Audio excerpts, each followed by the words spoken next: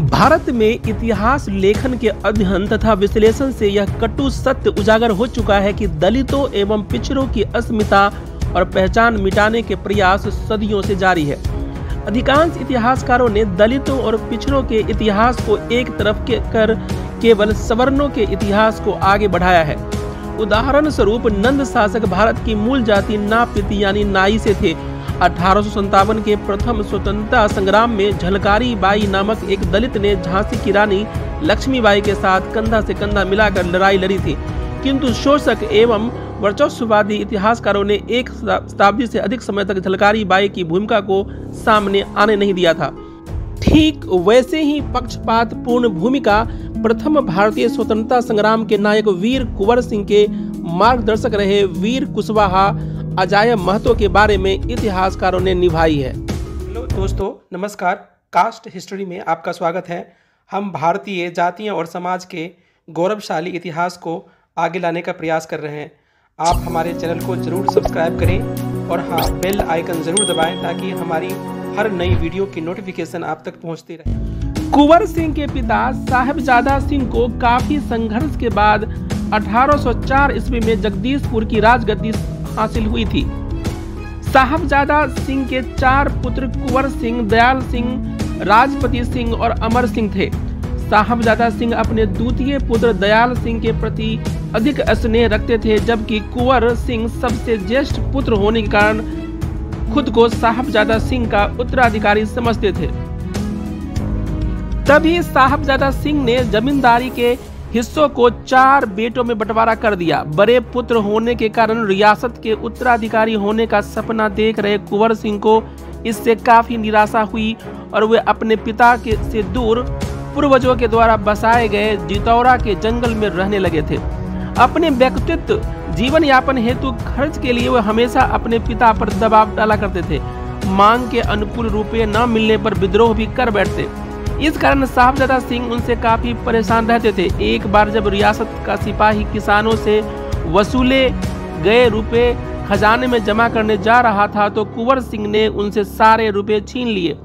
इस पर साहिबजादा सिंह बहुत नाराज हुए और कुंवर सिंह पर राज्य में उपद्रव और लूटपाट का आरोप मढ़कर उन्हें आरा हाजत में कैद कर दिया। साथ ही यह घोषणा भी कर दी कि जो कोई कुंवर सिंह की जमानत करवाएगा वह मेरा सबसे बड़ा दुश्मन होगा। साहिबजादा सिंह की इस घटना से खौफजदा होकर किसी ने भी कुंवर सिंह की जमानत नहीं ली। कुंवर सिंह कई दिनों तक आरा हाजत में कैद रहे। आरा शहर से चंद किलोमीटर की दूरी पर अवस्थित एक गांव है गुंडी सरैया। उन दिनों यह गांव जगदीशपुर रियासत के अधीन था। सरैया गांव के तत्कालीन चौधरी थे कुशवाहा जाति के अजाय महतो। अजाय महतो की गिनती इलाके के दबंग लोगों में होती थी। आसपास के लोगों पर उनका खासा दबदबा था। उन्हें कुंवर सिंह पर तरस आ गई और उन्होंने साहिबजादा सिंह के घोषणा की परवाह किए बिना कुंवर सिंह की जमानत के लिए अर्जी दायर कर दी। इस कार्य में उन्हें नील मालिक नीलोवर साहब का भी सहयोग मिला। उस समय 80,000 रुपए की जमानत पर कुंवर सिंह को जमानत मिली थी। जब इसकी जानकारी साहिबजादा सिंह को मिली तो क्रोध से आग बबूला हो गए और अजाय महतो को गिरफ्तार करने का हुक्म जारी कर दिया। जगदीशपुर रियासत के लगभग 1 दर्जन सिपाही जब अजाय महतो को गिरफ्तार करने उनके घर पहुंचे तब कुंवर सिंह भी वहां मौजूद थे। अजाय महतो और कुंवर सिंह ने ग्रामीणों के सहयोग से उन सिपाहियों को बंदी बना लिया। सिंह की इच्छा बंदी सिपाहियों को जान से मार डालने की थी, लेकिन अजाय महतो ने उन्हें ऐसा करने से रोक दिया। इस घटना के बाद अजाय महतो और कुंवर सिंह के संबंध काफी प्रगाढ़ हो गए। अजाय महतो उम्र में कुंवर सिंह से लगभग 20 साल बड़े थे, इसलिए कुंवर सिंह उन्हें दादा और अजाय महतो उन्हें युवराज कहते थे। अपने बेटों के बीच मनमुटाव और मुकदमेबाजी के चलते साहिबजादा सिंह आर्थिक कठिनाइयों से घिर गए थे। अपने जीवन काल के अंतिम दिनों में साहिबजादा सिंह ने कुंवर सिंह को माफ कर दिया। कुंवर सिंह के प्रति साहिबजादा सिंह के रुख को परिवर्तित करने में भी अजाय महतो की महत्वपूर्ण भूमिका रही। साहिबजादा सिंह के मृत्यु के बाद कुंवर सिंह ने जब सन 1826 में जगदीशपुर की गद्दी संभाली तब रियासत पर कर्ज का भारी बोझ था। उस समय उनकी रियासत की वार्षिक आय 3 लाख रुपए की थी, जबकि वे ईस्ट इंडिया कंपनी को 1,18,000 रुपए का वार्षिक कर देते थे। फिर भी कुंवर सिंह ने एहसान स्वरूप अजाय महतो को 8 गांवों की जमींदारी सौंप दी और उनके पैतृक भवन को राजसी भवन में तब्दील कर दिया। कंपनी को दिए जाने वाले कर का बोझ धीरे धीरे बढ़ता ही गया। कुंवर सिंह के पास एकमात्र विकल्प यही था कि किसी प्रकार अपने कर्जदारी से मुक्त हो या फिर जमींदारी अंग्रेजों के हाथ सौंप दे। कर्ज से मुक्ति के लिए उन्होंने अंग्रेजों के से ऋण की माफी हेतु निवेदन किया, लेकिन अंग्रेजों ने उनकी नहीं सुनी। तब उन्होंने बनारस के महाजनों से भी कर्ज लिया। दुर्भाग्यवश उनके सारे प्रयास निष्फल होते गए। संयोगवश उन्हीं दिनों अंग्रेजी हुकूमत की दमनकारी नीति के विरोध में भारत के विभिन्न क्षेत्रों में विद्रोह होने लगे।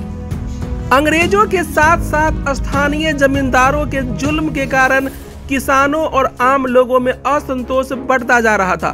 कुंवर सिंह के समकक्ष दो विकल्प थे, या तो वे देश की आम भावनाओं के साथ जुड़े या फिर अंग्रेजों का साथ दे। कुंवर सिंह कई दिनों तक असमंजस की स्थिति में रहे। आखिरकार उन्हें अपने विश्वस्त अजाय महतो, अनुज अमर सिंह, हरिकिशन सिंह और रणदलन सिंह आदि के साथ बैठकर इस मुद्दे पर मंत्रणा की।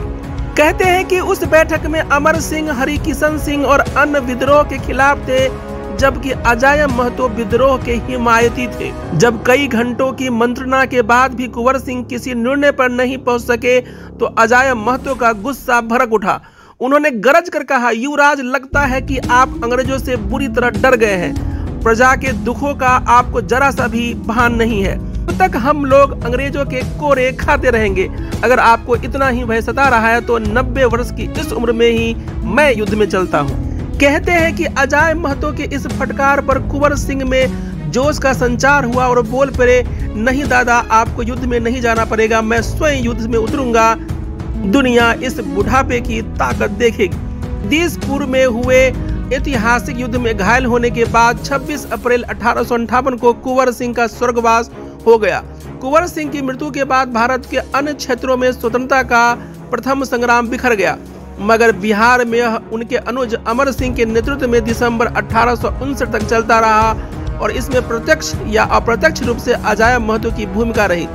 कहते हैं कि अजाय महतो का निधन अमर सिंह के बाद हुआ और वे लगभग 104 वर्षों तक जीवित रहे।